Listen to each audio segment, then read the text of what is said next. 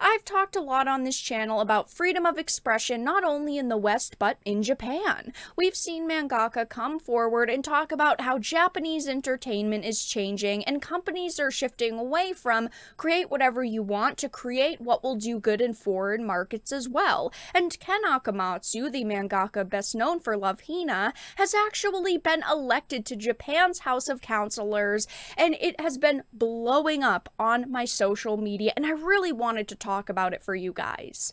But before we get into the topic at hand, if you enjoy the content that I create, please make sure to subscribe to the channel and hit the notification bell. Follow me on social media like Twitter or mine so that you can see when my content is posted. And of course, if you do really enjoy the videos and the live streams that I create, please consider becoming a Dark Titan via Patreon for just $1 a month, or support the channel via YouTube memberships. All of the links are in the description, and of course, I do really appreciate all of the support.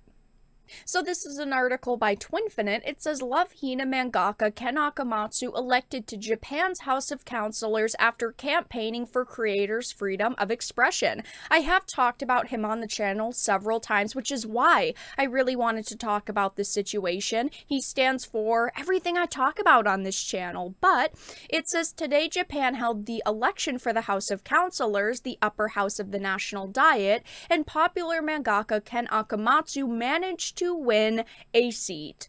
He debuted as a professional all the way back in '93 and is mostly known for Love Hina, the romantic comedy serialized on Weekly Shonen magazine between '98 and 2001, which sparked an anime series, light novels, and even video games. In today's election, he ran with the ruling Liberal Democratic Party following a campaign mostly centered on protecting creators' freedom of expression, artistic freedom from censorship, and undue external influences. Now, this is a very big win for freedom of expression in Japan, in my opinion. Here in the US, we're fighting corporate censorship, but government censorship can exist there, unlike here. I don't talk a lot on this channel about politicians, but he's someone I've talked about before when he was simply a creator speaking out against these things, and he's very focused on issues that I cover on this channel. Obviously, he might not be able to do much at the end of the day, but what he stands for is something that I most certainly support. He wants to stop the censorship in Japanese media. He wants creators to stop pandering to specific markets. He wants companies to stop forcing them to do so. He stands for creators' rights, all of these things that matter so much. And that is why I really wanted to highlight this today for you guys. It says he is the first manga artist elected to the Japanese National Diet and announced his victory on Twitter, mentioning that he will work hard to fulfill his promises not to betray his voters. There's a lot of people on social media joking about how it's probably just a bunch of weebs that went to vote for him.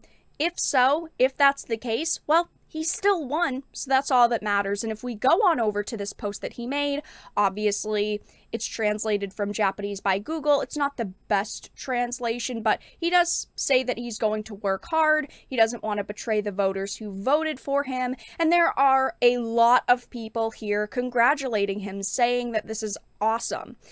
People are saying things like, congratulations, it's surreal that the mangaka to my first bought manga series, Love Hina, would one day be fighting to protect the freedoms of artists and authors in Japan from global standards. Fight the good fight, we are cheering you on. Congratulations from America, we are also fighting our own battles regarding media and ideological groups who want to have it changed for modern standards. Many of us view Japan as an important battleground for these culture wars, and your victory seems a major boon to the effort. Just a lot of people being very positive. I can't go through all of these and have Google translate all of them, but you can see there's just a lot of positivity here. This tweet has right now over 120,000 likes, so there are a lot of people showing up to support him. Nichiban tweeted out, Love Hina creator Ken Akamatsu won his election, making him the first manga artist elected to the Japanese government. Black Sage D tweeted, hey weebs, here's some good news to start the day off. It looks like Ken Akamatsu has won his election bid. We will win against wokeness. We will win against censorship. We will win. This is a huge W for freedom of expression in Japan. Just lots of positivity all across the board. And like I mentioned, I have talked about Ken Akamatsu on this channel. This was an article from last year around this time. It says, Love Hina Mangaka warns of rising pressure from foreign markets to introduce political correctness into manga. And this is a massive worry that we have, is that all of the entertainment that we enjoy is going to be corrupted. And he is someone who has spoken out against this happening for years at this point. When this article came out, it says that he recently shared his concerns regarding the rising pressure from Western markets to introduce political correctness into manga and the possible negative effects such a push could have for creators and fans across the medium. A vocal and outspoken anti-censorship critic in his own right, he broached the subject of political correctness during the open panel of a recent artists' conference, an online event held in December wherein various manga creators were invited to discuss their thoughts on the current state of the industry and their outlooks on the future. According to a machine translation, when asked for his thoughts on manga in the overseas market, he laughed and responded, "In short, it's politically correct." And a lot of us here in the West, we just laugh at the fact that there are people who want political correctness, but it is true here in, the United States, there are a lot of people who follow political correctness and think that all entertainment should be sanitized, basically. It says political correctness, external pressure is coming, such as the pressure to introduce political correctness into manga and movies. That's dangerous, isn't it?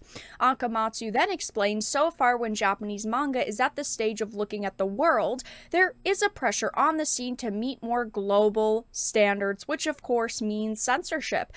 One day we are going to get to the point where everything is sanitized and toned down for global standards, and then there's going to be people who are going to look back going, wow, I wish that I fought against that sooner. That's why I bring up issues like this on the channel, because I don't want my entertainment ruined, and none of you want your entertainment ruined either.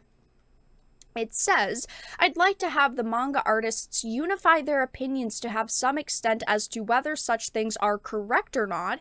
However, when the sales of works that have become globalized and have no sharp edges are good, they end up saying, oh, political correctness might be good. The veteran mangaka's sentiments were echoed by his co-panelist, who similarly said, regardless of the company, I think that freedom of expression should be respected in my personal opinion. And obviously, I agree with this. I do think that freedom of expression should be respected, but unfortunately, there are a lot of companies who don't actually care about artists' rights, okay? They just care about making as much money as possible. They don't care that someone's work is being torn apart for specific markets so that hopefully it sells a few more copies. No, they just want to make money, which I understand. At the end of the day, they're a company and that's what they want to do, but I do think that freedom of expression should be respected, and it is extremely important to talk about.